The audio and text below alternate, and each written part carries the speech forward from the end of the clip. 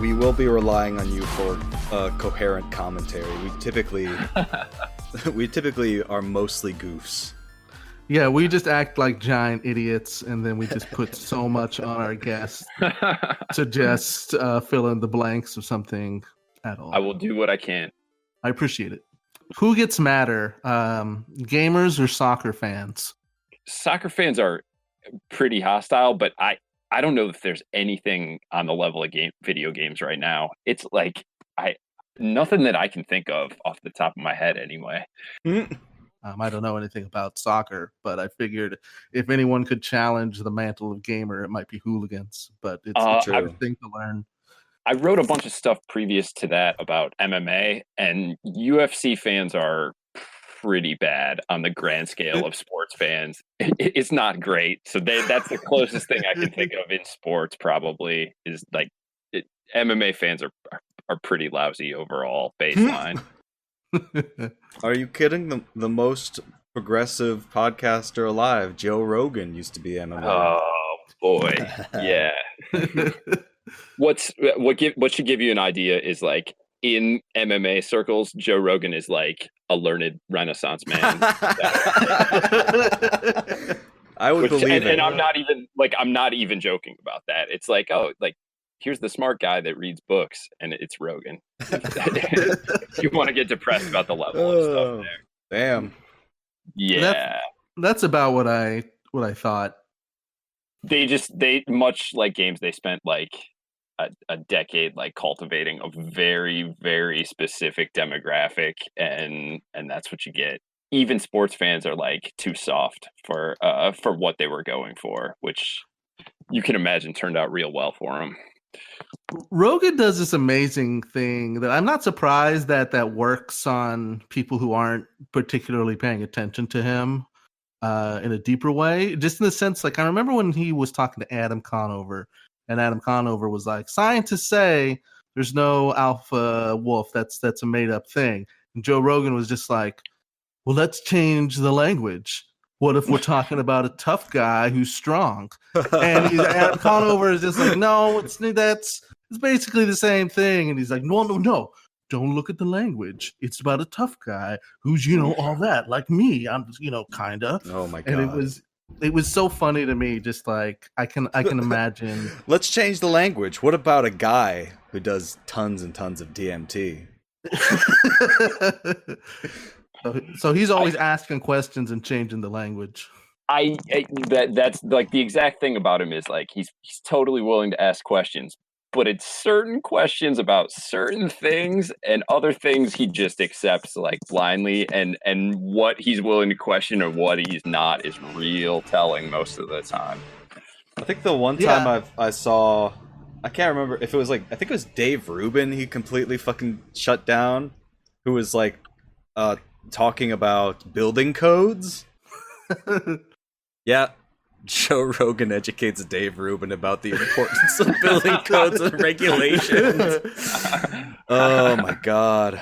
I know we're both vaguely right wing here, but we got to get the building codes right. Yeah, That's like super depressing is he's like in a lot of ways like the dude means well, and like as far as like I mean he wants drugs to be legalized, and he's not like completely regressive about certain things. It like there are things that he's got an open mind about. It's just like how far he's willing to stretch that, and where his like where he's willing to question things, and it's usually like willing to question like that the moon landing's not real, but not willing to question why feminism might be all right, I guess, is where he's willing to stretch it. His interview with Bernie Sanders, comparatively to a lot of interviews with Bernie Sanders, was decent because he just asked Bernie Sanders his lame-brained questions, and Bernie had a great answer for everything. Yeah, I mean, he's a charismatic dude. He's good on a microphone. He's been doing it for between stand-up and MMA and acting forever, and like I get why people get like drawn into it, and I also like I'm not like there are certain things he's okay on, and I don't think he's like as I don't think he's as dangerous as like some of the people he platforms, or like some of the people who are fans of him. Bernie Sanders, infamous sexist. Exactly. This is the Bernie Sanders Takedown podcast. We tricked you. Yeah, thanks for coming on. Yeah. We're using your name forever to promote. I did not see that coming.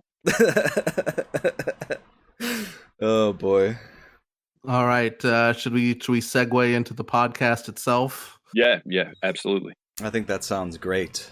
Hello, everyone, and welcome back to Video Games Are the Worst Thing on Earth. I'm your host, Alton. With me, as always, is Reese. Hey! And today, we have another brave truth teller about the reality of video games. Josh, how are you doing? Hi, how's it going? It's going good. I'm excited, Josh. We have our first... the closest thing to a game journalist we've ever had on the podcast, and I just want to ask you, how's taking down video games going? Not great. Not great overall. I'm sorry to hear that.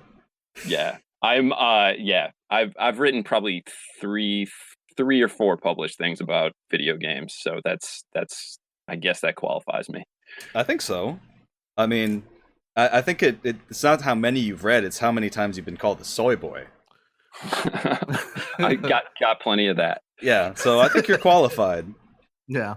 And so we wanted to have you on because you wrote a very interesting article for The Outline called "No Shit, Video Games are Political, They're Conservative." And when we saw this story, it immediately piqued our interest because this is 100% within our wheelhouse of forcing our politics into video games, shoving our politics down gamers' throats. And the inherent thesis of the article could also be say is very much what this podcast is about, is that a lot of what gamers are and video games are right now is something that's very reactionary and leans very conservative, and that maybe pulling the Overton window, as fruitless as that effort might be, is at least something worth acknowledging. Yeah, I absolutely think it's worth at least making the effort, even if it hasn't had that much success so far. I think that one of the most frustrating things about being into video games and also being somebody who has also into politics, those are sort of like two of my hobby horses, and it's very frustrating to me as a fan of video games that, unlike basically every other artistic medium, having a conversation in general about the politics in the art form is discouraged heavily. Like, you think about film, books, even like music, paintings, like you can talk politics about basically every other single medium except for the biggest and fastest growing one in the entire world. I think there's a good argument to be made that part of that comes from the same like original source that some of the stuff I talked about in the article comes from, which is if you sell stuff as a toy and something frivolous for kids and then it blows up afterward, you're still dealing with the remnants of that long after. And so if it's just a toy, like, why are we talking about anything deeper? No one's really talking about, I mean, we probably should be, but nobody talks about the politics of Transformers or talk about the politics of Stretch Armstrong. Exactly. I mean, it'd definitely be worth talking about that stuff, but we don't really. And so the thing we've got into now is like, hey, we want to be taken seriously as an art form, but we've pushed for so long that like this is just something for, teenagers or whatever. And now there's this like pushback, and there's none of the structures that got built up, and people who are, I mean, there are tons and tons of like academics and critics who like follow this stuff, but it doesn't really penetrate the mainstream the same way that like film criticism does. And some of that's just age, but some of it's definitely how they sold it to begin with. That's very interesting to me because I literally last night watched a documentary on Ralph Bakshi by Animation. Are you guys familiar with Ralph Bakshi? Yeah. No, I don't think so. All right, he's the guy who animated Felix the Cat and Wizard Okay. Wars. Not Felix the Cat. Fritz the Cat. That's it, Fritz the Cat. He animated Fritz the Cat, which is like the first X-rated animated movie. He was very much famous or infamous, you could say, for creating animated pictures for adults. And one of the things that he talks about is that Walt Disney was such a colossal force in the animation industry that he is basically the person who put into everyone's minds that cartoons are for kids. Because prior to like the success of Walt Disney in the 1920s, cartoons were something that were considered for like everyone, adults and children. And it's really only after Walt Disney that you get this perception, and I think that video games sort of had that same issue, overcoming this preconception. Yeah, I absolutely think it's a very similar thing. And the like throat clearing caveat I want to do at the beginning of this is, one is freelance writers don't get to choose their headlines most of the time.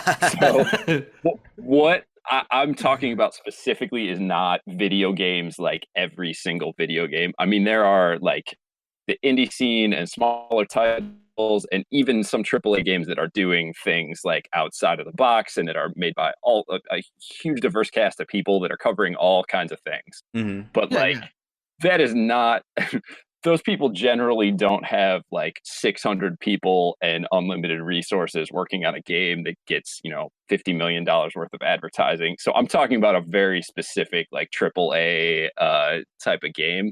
Mm-hmm. And also like a bunch of people, one of the criticisms I got, and this is fair, was that, I kind of glossed over like the Japanese scene. So I am to some degree talking about North America and Europe, English language games. But I mean, and there are some different things going on in the Japanese scene, but let's not act like Nintendo is not a super conservative, IP copyright monster too. So like, I think some of this carries over to a lot of that too. And I even had a couple of people say indie games are better and they have other things going on, but there's a lot of this overlaps into indie games too. So I guess I'm not saying all video games, but I do think you get that push in the main core and the main advertising that creates this idea of what a gamer is. And once you've built that up, like it is real hard to break. And there's not any one force like Disney in cartoons, I don't think, but once you've created the idea for a decade from, whenever Nintendo started to hit big and they started to come out of the crash till, the mid 90s, like it takes a long time to break. I mean, all those people are still growing up playing games and have continued to. And so to say like, well, we did this whole time, but now, we're back to games are for everybody again is a real hard thing to break. Well, speaking of Walt Disney, I would honestly argue that Nintendo is the closest thing to that Walt Disney-esque figure in the games industry, because before they were making video games, they were literally a toy manufacturer. Yeah. And I think that philosophy 100% carried over into like their game-making business, where it was very much for kids, it was very family-friendly. And the fact that they like single-handedly resurged the video game industry has a lot to do with where the culture is now. They get a huge, it may be slightly unfair, and like home computers and stuff were doing this too, but they get a huge portion of the, I guess blame is the correct way to put it, for marketing it as a toy to boys, starting when they launched. And so I think it's unfair to purely blame Nintendo, because I think a lot of companies and computer companies were doing the same thing. But that's to back your argument, that like mid 80s push that they said like this is who we're marketing to gets put pretty squarely on Nintendo's Western marketing a lot. So that doesn't seem unfair to me.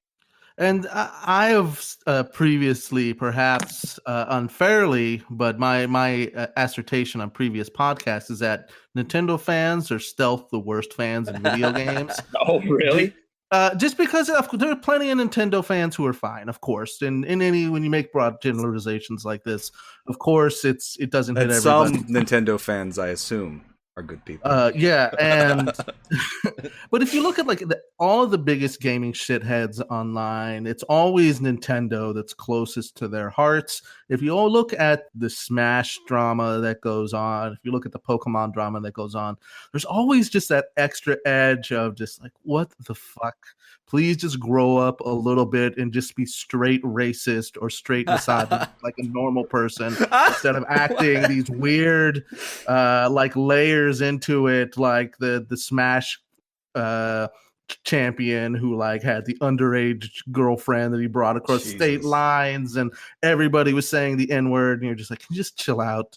But yeah, I think that there's something about there being just the toy aspect that really pushes things into that reactionary realm, and that has influenced a lot of different kind of games going forward, because that's the touchstone of gaming today, is sitting down and playing Mario on the Nintendo. I think on that same Disney tip, they definitely benefit from a ton of nostalgia and love for their characters in getting away with even more than a lot of other companies. Like, they are just brutal about like IP takedown notices for people who are like modding their games or doing videos. They're just brutal about their intellectual property. They're notoriously conservative about stuff, and everybody, just much like Disney, everybody brushes it off because like, you remember playing with Yoshi when you're a kid, and so like Nintendo can't be a bad monstrous corporation. So I definitely think they get like a huge benefit of the doubt from people who, you know, this is what they played when they were kids, and how can it possibly be bad? But I think they get away with murder because of that. I want to add another piece of evidence to the Nintendo fans are stealth the worst fans in video games, because when you think about it, what empty cockroach infested boxes lie behind the quartering? They're all old Nintendo boxes, the Nintendo Mini, just a gargantuan pile of gaming trash. Yep. Not to put too much on Nintendo, because all these guys have a pile of nerd shit on their nerd wall. And you know, you can point your finger at plenty of properties, but I just think is that Nintendo is so sanitized, and you know they might have a pile of Star Trek shit behind them, but at least in Star Trek there's the occasional message of goodwill or whatever. In Nintendo, it's just about, you know, the play or whatever, and there's no real ulterior message beyond that in a lot of their games. So I don't have this doesn't go to a specific company or specific property, but I would actually argue the worst set is a very specific kind of gamer who is playing, like, I don't want to single out any one game, but usually like Fortnite. Yeah, well, usually like medieval European history sims, or so like when I talked to Pat Wyman for the article, he's both a historian by trade, and also like he likes to play games, and he ends up playing like Fall of Rome or, you know, Civilization, and he made a real good point that there's a lot of, and he deals with this in the fandom for like his podcast and such, is there's a lot of people who are into those things for like real terrifying specific purposes, about like picturing like a pure white Europe, or some fantasy that they have about like all kinds of like white supremacist fantasies and like Heart of Civilization fantasies. And like the games that go around those things tend to have a bunch of it didn't make it into the piece, but Mordhau had a thing recently where they were talking about, you know, different character models, and people flipped out. There was a thing, I think it was like a Total War Rome game where they... Female generals. Yeah, Rome exactly. 2 Total War, they added female generals, and, well, the reaction was about what you would expect. We definitely covered that in an earlier episode. They freaked out. And I think that, as far as I can tell, like the reason those people are even more concerning is like they're playing games as part of like a very specific worldview that is like powering a lot of real malicious stuff. And so those people like scare me on a level like beyond even like Nintendo stands, I would say. Well, I was just about to say that going back to your article a little bit, another group that can definitely challenge my assertion are the Call of Duty fans in general, and like not just the multiplayer. You mentioning Oliver North popping up in Call of Duty at the start of your episode, and it definitely spoke to me because this past winter, I got an old PS3 and a bunch of Call of Duties came with them, so I played through them all. And that moment in Call of Duty Black Ops 2, Black Ops 2 was like, I have a real strong stomach for stuff across the board. It was disgusting on a level that honestly surprised me, just because the reactionary propaganda of you just being the CIA in the 80s, like one of the worst people in the most destructive times, it's incredible. And to have Call of Duty, have these and try to paint them as being apolitical, even during the 80s when this was all going on, Oliver North was fairly well disgraced. And to still have people in your comments that maybe we'll talk a little bit later, defend it and kind of whitewash it is crazy. There are plenty of arguments to be made about like the content of some games and whether or not it's actually conservative or not, or if that's just like how things are interpreted. But jingoistic first-person shooters that are like glorifying, war criminals from the 80s in the United States, I think that's about as clear-cut as it gets. And boy, like, even by those standards, the history of the Call of Duty games is like wild. Like you said, like some of it you look into and you're like, I can't believe they actually did that. That's really wild. There was a bunch of stuff I couldn't get into detail because I just didn't have room. But every Call of Duty game has been pretty gross on like a pretty straightforward level. And they've worked with like military consultants, like there isn't quite the connection in video games that there is in the movie industry, where it's like real clear on paper that there's money going back and forth for various different reasons, and that, you spend $1 billion on Battleship and Captain Marvel and whatever, and who knows what they're getting back and forth. But they, like, the Call of Duty line has definitely had relationships with a whole bunch of people in the military and the CIA, and called people in as consultants. And like I mentioned in the article, one of their writers and directors ended up working as a consultant for the Atlantic Council, and some of his ideas at the Atlantic Council were like, we should put ununiformed soldiers in schools to protect everybody, and then if the public doesn't like it, we should do what we do in the games industry and use marketing to brainwash them. And oh my god, like, literally, like the Guardian article I've got linked in there had some quotes that, like, right off the bat are super concerning. So it's like, even by game standards, like, some of that stuff is just straight in your face. There's a whole bunch of stuff from one of the Call of Duty Ghost games where you're infiltrating Venezuela and shutting down power stations, and like a whole bunch of stuff that is, I'm not going to say played out exactly as they laid it out, but like that 6, 7, 8 years later, it is going down in a very similar manner to what they lay out. It's just real. If you want to talk about something that is like on its face concerning, that it's not even below the surface there. It's straight up. This is United States propaganda. That is fucked up. I mean, I knew about like the power outages that were happening in Venezuela, but I didn't realize that they literally had them in a fucking video games years before. Yeah, there's a point in the game where you like assassinate somebody wearing a red beret. Jesus fucking Christ. He's eating empanadas out of his desk when you're doing it too. Real on the nose stuff, like not even below the surface at all. And the standard answers for, well, this isn't political at all, get even more ridiculous when you start talking about that kind of stuff. Or people saying, for the newest Call of Duty, one of the interviews with two of the creators lately, they basically said, well, for this to be political, we would have to have a perspective on it, but we're really showing you like multiple perspectives. What? So, but it has a perspective. It's first person. Right, like, well, and beyond that, like, these people are narrative directors for games and never had the like storytelling 101. Writing a story is about making choices, and you choose what you're showing to people, and like that's just not how writing works, or how anything works, really. You're whatever perspectives you're presenting, you're still making choices about that, and I have some bad news for them about the choices that they're making and whose perspective is getting shown there. It's incredible to me too, because it's obvious that Call of Duty in this latest iteration is trying to lean even harder into that, gritty, this is what real warriors are like, in a very, SEAL Team 6 kind of way that is incredibly ugly in a very pointed point of view.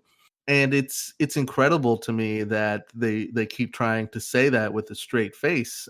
Before, at the very least, there was a slightly goofy edge to Call of Duty in some ways, because it's taken a long time even for Call of Duty to kind of like clean up some of its like sillier storytelling bits, so it always comes off goofy even when it's ugly. But now it seems like they've nailed it a lot more.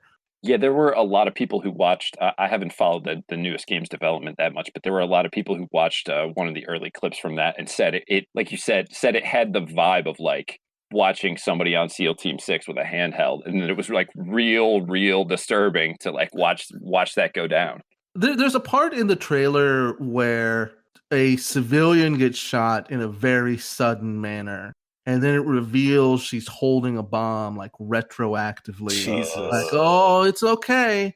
This you made the right call justified. There. Exactly. And it's the sort of thing where you could almost see that and just be like, is this making a statement? But it's clear from what they're talking about that that is the ugliest way possible. That it's just like, we just got a sense when the enemy has a bomb, we know which ones to shoot. Even on the more like over the top end is like, I'm playing multiplayer and I get a 10 kill streak or whatever, and they let me drop like, I don't know, like napalm. And at some level, like you realize that's ridiculous. And I'm not saying that means people are going to go out and drop napalm, but like you end up like glorifying U.S. weapon systems, which is pretty straightforward. There's not much argument to be made there. The newest one has white phosphorus. Yeah, that's the one I was thinking of. Yeah. We literally had morons in our mentions because I quote tweeted the article and it was just like, there are gamers who think having white phosphorus in your game is less political than having a woman in it.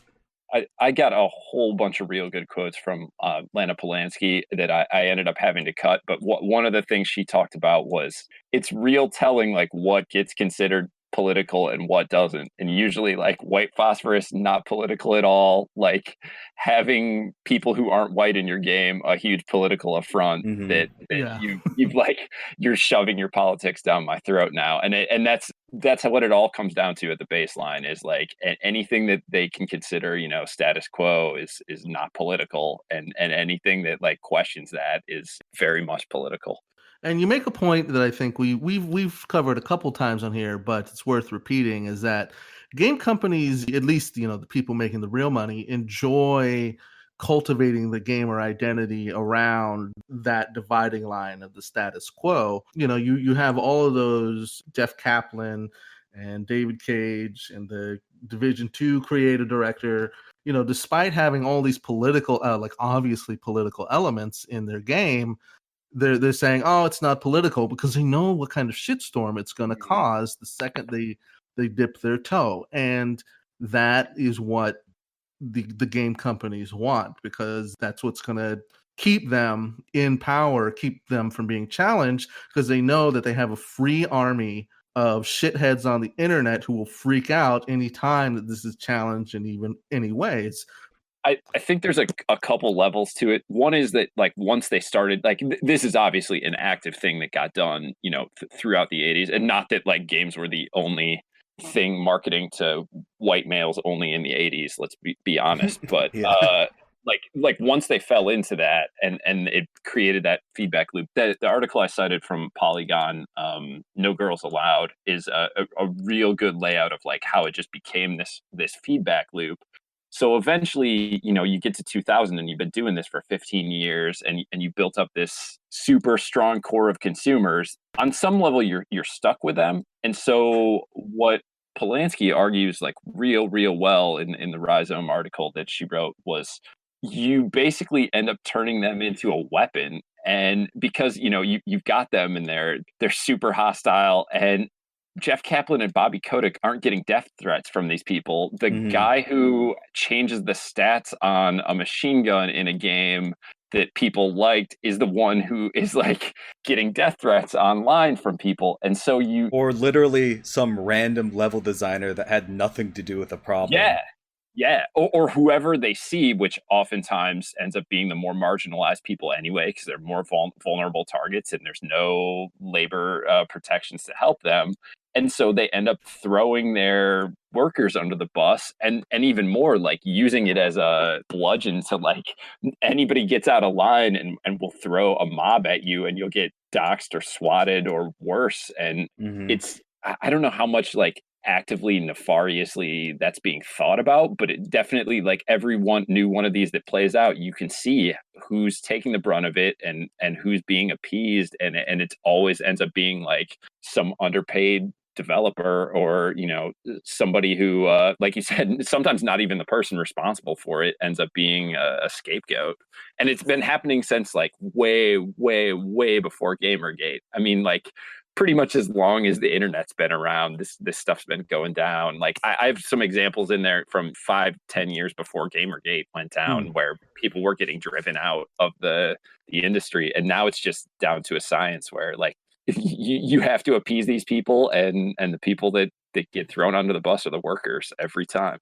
I agree with you when you talk about how this was very prevalent before Gamergate, because right before Gamergate kind of bubbled up, there was a real kind of, like, renaissance and credibility for video games after the, like, silly Ebert art discussion, and there was kind of like Indiecade and stuff was offering a lot of legitimacy, and a lot of people were just like, I actually really enjoy Fez, etc., etc. And it felt like this snapback response to being like, no, these are our toys, actually.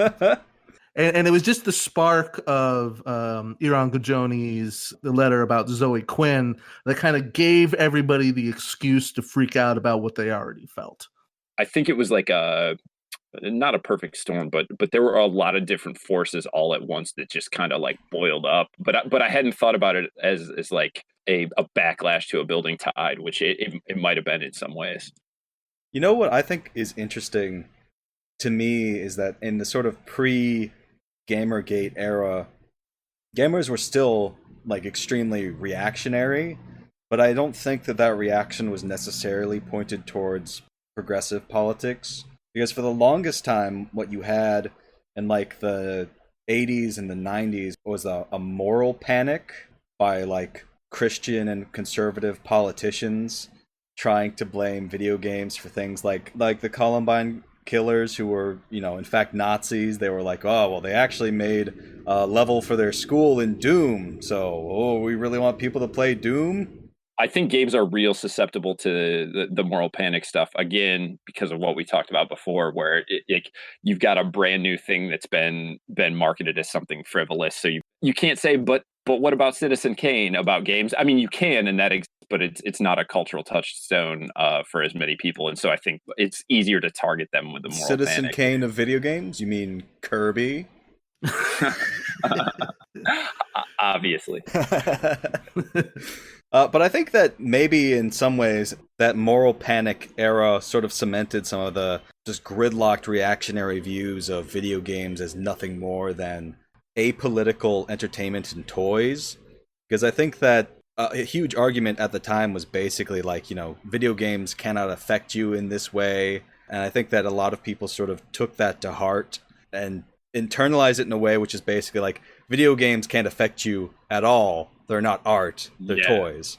Yeah, I think there's that real fine line between the this is going to make you go out and commit some horrible act, and hey, the things you consume might actually impact how you think about things. And, like, there's a big gap between those two things, and I think people have trouble with it not being binary. Cue the picture of Garfield saying, "You are not immune to propaganda." Correct. Which is especially nefarious when, like, nobody will acknowledge the politics of video games, and you have the literal fucking coup plans for Venezuela in a Call of Duty game. Yeah, I think the other thing too that I eventually had to cut this because I was just going way over long about it, but I don't know that this is necessarily unique to the United States now or any time, but we're in a place where, like, our actual elected officials will say that stuff is not political. And so, like, oh my God. I don't know that that's, like, so new, but we are very susceptible to not politicizing things, and you'll find it, from the fact that like ESPN is trying to run a sports wonderland where like sports don't interact with anything else, and anybody who talks about that is a problem. Where it's like the opposite view of intersectionality, where like everything is in a silo and is not impacted by anything else. And so like when you have that all the time, like it makes it real easy for games that, again, that a bunch of people think are frivolous. A religious cult in the United States who has religious overtones and a message strangely similar to our current political climate. Ubisoft? Definitely not political. Not political. Yeah. And on the Ubisoft front, they're the fucking worst. They're stretching the storytelling thing. They're actually taking like a different angle than everybody else. What they're saying is like, we are actually providing you with every possible perspective, so we can't possibly be political, which is one, like an impossibility even in games that let you do more things. And so they end up like hiding in this like, no, we're going to give you everything. We're not just like giving you like, we just present you situations. We don't comment on it at all. It's the ultimate like just asking questions or both sides of stuff, because like they're saying like, we made these choices and we're giving you every possible side. So like nothing that we've done here is saying anything whatsoever, which is maybe even more nefarious than some of the other people's angles. Like even on this level, the absolute worst when it comes to that. Ubisoft has, at the start of every one of their games, has that this game was made by a multitude of people of different beliefs and creeds and races. And I feel like that ties in so well with what you're talking about, because they're trying to use that as a protection of just like, oh, it's not just the bros making video games, it's everybody. But then they also kind of hide it behind the shield or the disgusting French. I was worried about making it too American focused. Ubisoft is a French company. A whole bunch of these games are made in Europe or Japan or various other places, and this seems to like carry across all of like. It's almost like capitalism is international. It may actually be. I want to make a small point here, and that is when we're talking about like this anti-intersectionality, this siloing of all political issues or all issues not to impact one another. They're all just in their own little worlds that couldn't possibly intersect at all. I think that there's an interesting point made about fascism that considers it the aestheticization of the political. It's taking political issues and it's making them into an aesthetic. And I think that maybe that could be related slightly to the current developments in the politics of games, considering how deeply reactionary they are. I definitely think that's true. I think too, and I couldn't get too much into this because it was getting a little academic. But going into this, I read Adorno's Culture Industry, which is the theory is even deeper. Like where he would not so much say like these people are making reactionary choices as like the nature of mass media in this system is that it can't be any other way, really, and that it all just constantly reinforces itself, and all you're getting is like sequel after sequel of the same things. And he wrote that in like 1944, where like he was already like, yeah, jazz acts like something different, but really like you're just doing the same improvisation that everybody else is doing, and all our movies are garbage. And like and you read it and it like this is before the Marvel universe, and it all plays out where the theory is more or less like, yeah, this is all built to like reinforce itself, and so like if both poles of your society are both pretty fascist and you live in a fascist society, then the at least the big AAA entertainment that everyone consumes is all just going to like cycle right back into that. And so everything, because all your assumptions assume that that's normal and that that's status quo. And so like none of that is political. It's just how things are. And you end up with games that back that. And it's non-political assassinations of world leaders. Yeah, yeah. I mean, like, that's the standard. The thing that's not standard would be having like a black main character. Like that would be a problem because that's not what our culture has said is normal. And so I don't agree with 100% of it, but it is so it's so like prescient that in the 40s he was writing stuff that would directly apply to what everyone is saying about, you know, monoculture now. The way that you were talking about like normal, how our society has basically determined like these deeply reactionary things to be the default for everything, like, you know, how whiteness is default, maleness is default. It just made me think of the Joe Biden quote where he's like, poor kids are just as bright as white kids. Yeah. Talk about pulling 100%. back the curtain there. Like, in video games too, I think it's interesting because you connect with this kind of the story and the art. I don't want to say less, but the reason that you're there for the game is because you want to make the Tetris blocks. You want to make Mario defeat Bowser, that kind of shit. And it's really easy to disconnect. I want to swallow some people as Kirby. Exactly.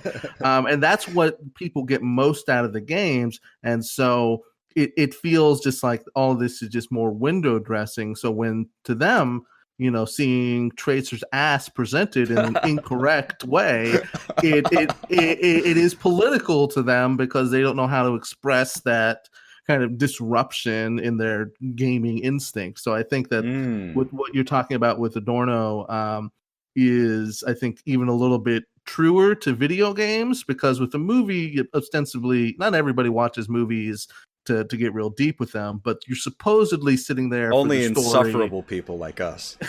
Exactly.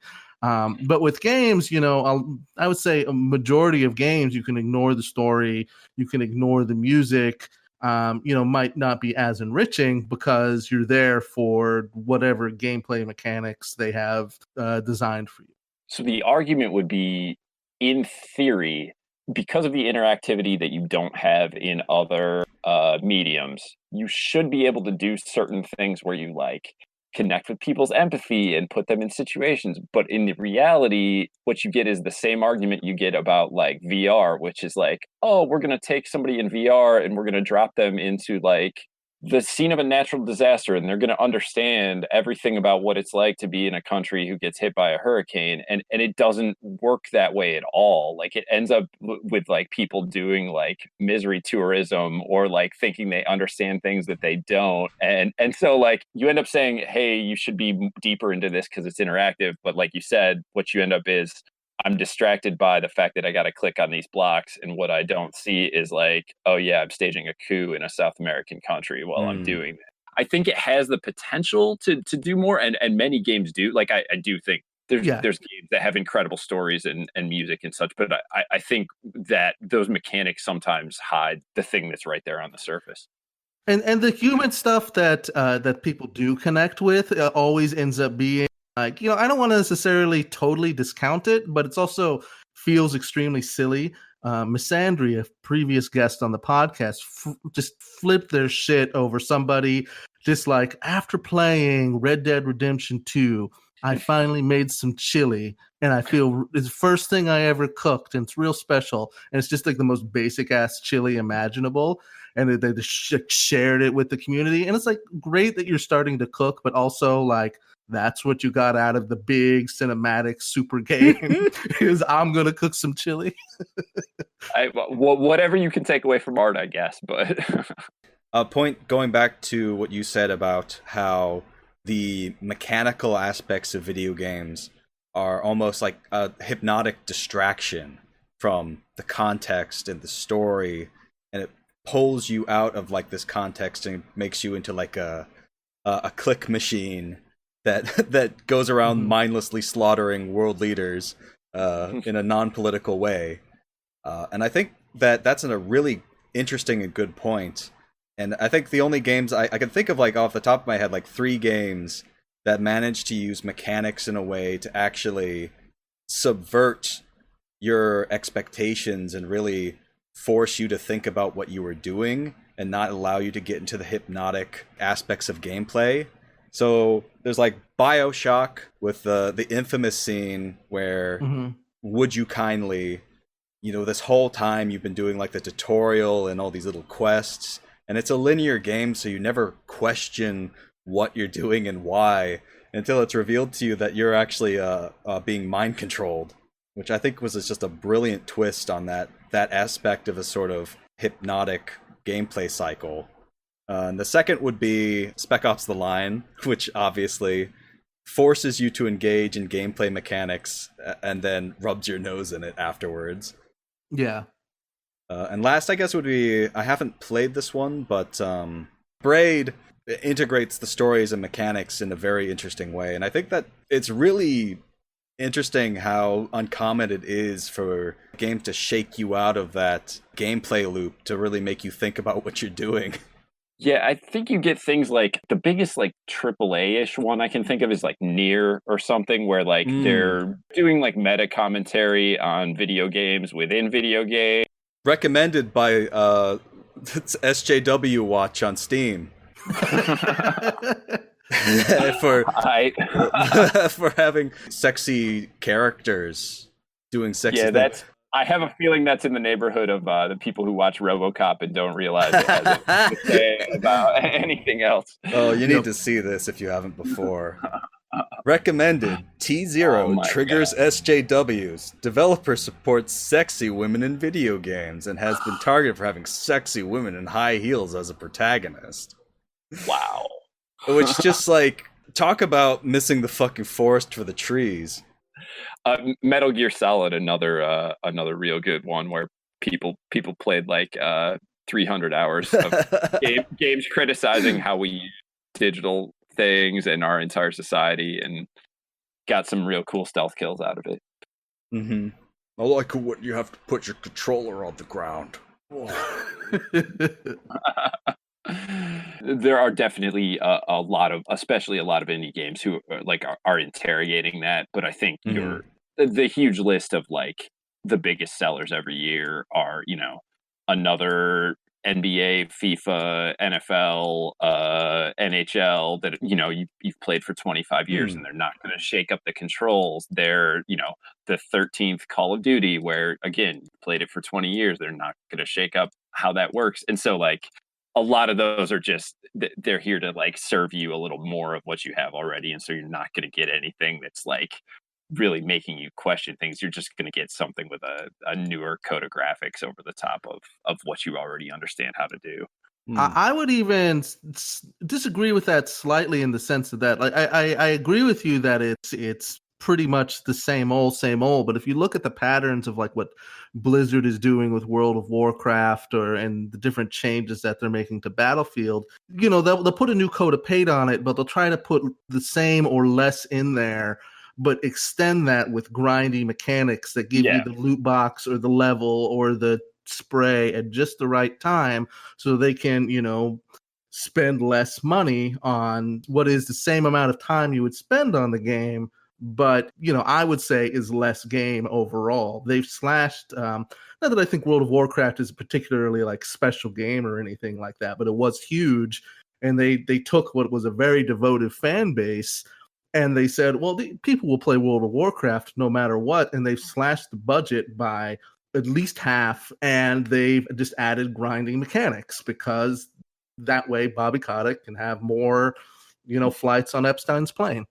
That's the other thing that I got into a little bit, is not only is it like the makeup of the industry and the content of a lot of the bigger games and the advertising, but also just the business model now is such that like you've got way less companies able to make games that are enormous and take 500 people to, like something like Red Dead Redemption, like the level of detail that they're working at is like such that just takes man hours and man hours and man hours, and you can't crank those out. And so they make very safe games that are afraid to offend anybody, and then are built to either you've got loot box mechanics, or you've got endless DLCs, or you're going to put out a new one of these every year, or there's like it's always something to continue running it over and over and over again. And like you said, in some cases, taking stuff that used to be more robust and like cutting it down or making you pay for it or making you grind for it somehow, because the actual dollars and cents of how the industry works now have also like conspired to make them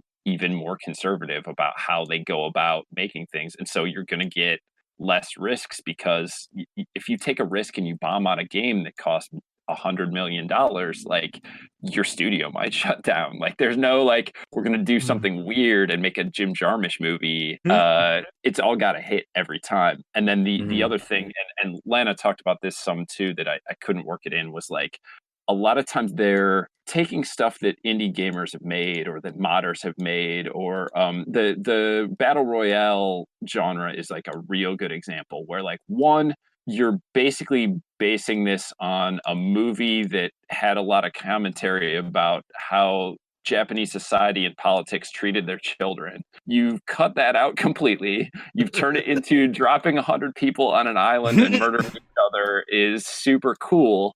And initially, like there's a long history and there are a bunch of them, but initially a couple of these were like user-made mods and stuff, and the industry like figures out what works and what people like, and then they glom onto that work that people outside of it have done, and then now everything is a battle royale game, and you've got PUBG and Fortnite and a billion of them, because a whole bunch of modders were like, hey, this would be a cool idea, and it's just funny to me that like every single monetary driver they have now is driving them to be safer and like find more ways to get money out of this and not alienate anyone. And so it's actually like escalating and getting worse. And there's some theories that like 5 years from now we cannot keep, like something has to give somewhere along the line, because you can't just making bigger and bigger, better graphics games. You're down to like a fraction of the companies that once did it, and they're making a fraction of the games because you just can't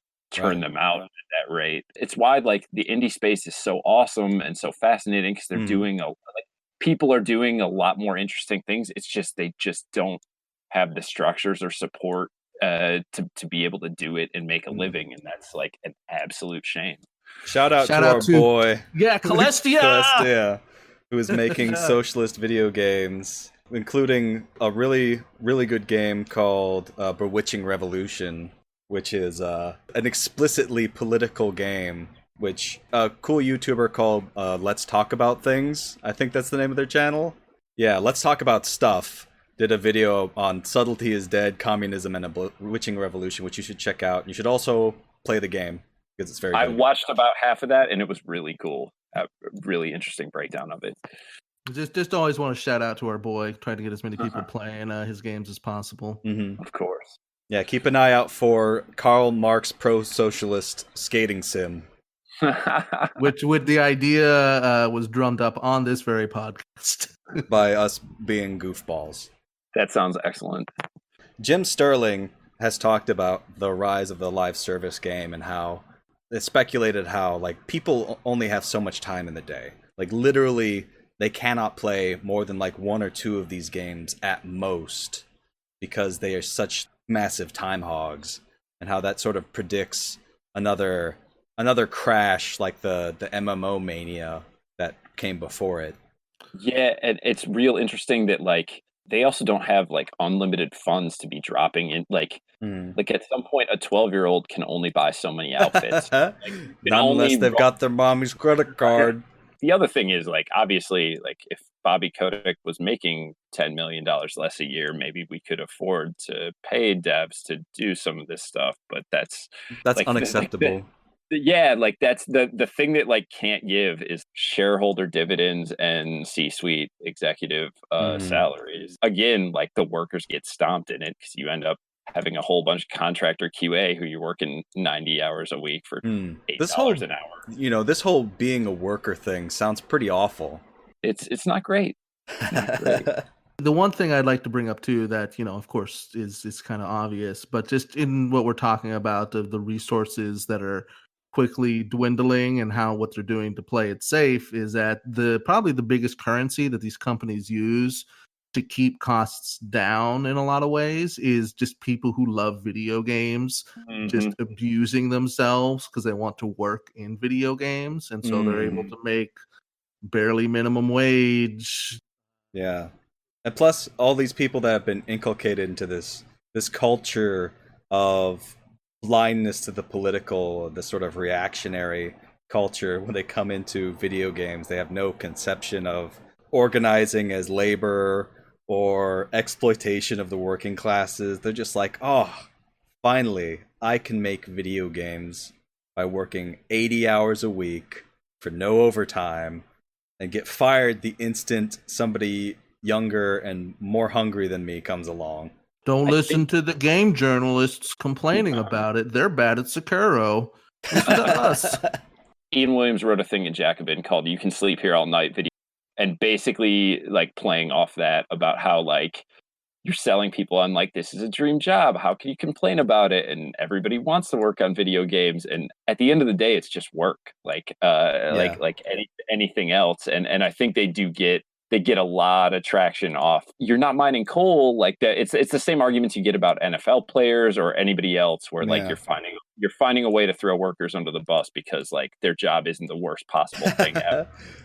And so you end up QA, and I've worked QA in other IT industries, and from everything I hear, like QA in video games is just absolutely brutal because there's 300 people in line behind you who are willing to test Call of Duty, and if you don't want to take minimum wage and terrible conditions, like somebody else will take your job behind you, and then they will just burn through people and burn them out because they're considered, they're not head rock star programmer. And so like it's wild how people dismiss all that as like, well, I'd do anything if I could work in games. And once they're there, like they might realize that 90 hours a week ain't great, no matter what you're.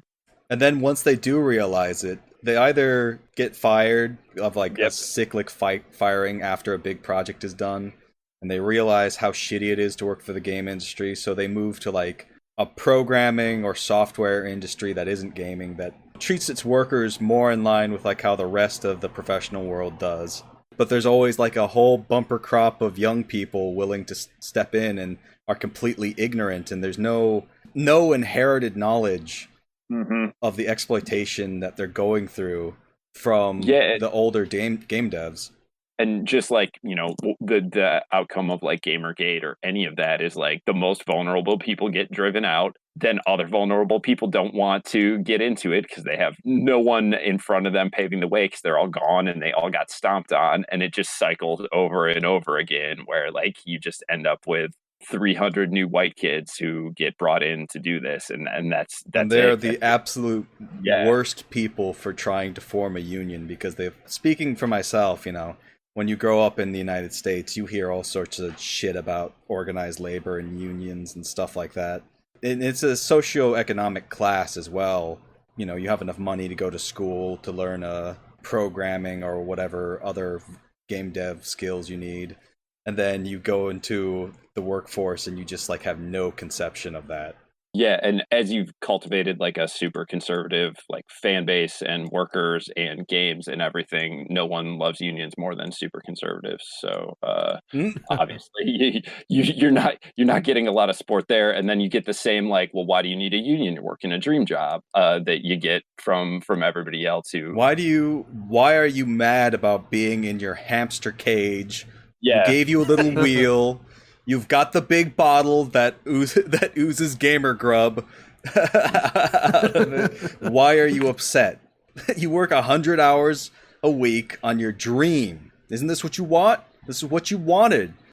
I play video games for 100 hours a week, and I have no friends, and I'm about to be evicted, and I would love to work in games.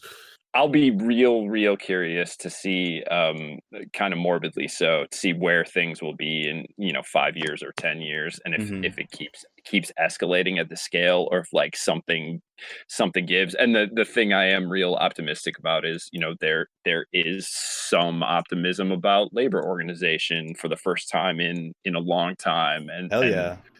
On that front, like I'm not saying things are great or that there aren't huge strides to be made, but at the very least, like some level of protection for people could go a long way. Like everyone always underestimates what kind of things that can do, but it could go a long way in all kinds of areas, all the way down to indie games and people being able to say something different and interesting. It's not a panacea, and it's not gonna like make magic happen, but it just even basic organization for a lot of people would at least be a step towards solving some of these problems. Game Dev Unite actually managed to create an official union in the United Kingdom. Really? Yeah, so like about 8 months ago, the Game Workers Unite finally managed to get incorporate a union and start getting members. But that is really cool. Yeah, it's a crucial first step, and hopefully the US will soon be there as well. There's also some stuff on the level of like just individual shops, like the shop that made, I believe they're French, that made Dead Cells is like horizontally organized. Basically, like I don't want to misstate this, but they're horizontally organized in some way that like everybody gets the same salary and there are no bosses. Or like the team that made Night in the Woods just developed a co-op that they're using to build their next game. So like there are like people trying to make this work, and I'm not a nihilist about it at all. I do think that like things could be better on some level, and like that's not going to solve a whole bunch of deeply entrenched AAA issues, but it's sure a step. It won't make game journalists better at video games, unfortunately. Sadly not. We've talked about this quite a bit. We should probably move on to our other topics, unless someone has something more to say. Sure, no, that sounds good. Reese? Sounds good to me if Josh still has the time. Yeah, absolutely. Hell yeah. We're going to do a 2-hour podcast. Let's do it. Our favorite. Hello everyone. As I'm sure you could guess, we went a little long on this episode, so we decided to split it into 2 parts. So, without further ado, here are the patrons of the episode. Robert Miles, friend of the pod's cousin, aka Conky. 9 Citrine Winters Beautify the Heavens, aka Nachtsieger. Nate M. Fuck me. Is this going to be a trend now? Are you all going to change your names to something horribly long? Alright, Nate M. #1, aka PewDiePius and the Heated Gamer Dono. I guess you hit up against the character limit there, huh? Alright, Jared Kuntz, thank you. Higgins the Seagull, Nick Rubin, Nathan Melby, Tholos, Kyle Reederman, Eggs, Tom Devan, the Video Game Man, Noah Combrink, Jack Sammons, Dissonant Dragon, Brandon Carey, and last but not least, Jordan. Thank you all so much for contributing to the podcast. Make sure to remember to rate this in your preferred podcasting app, because apparently that helps us with the algorithm. Praise be to the algorithm. And we will see you all in part 2. Bye-bye.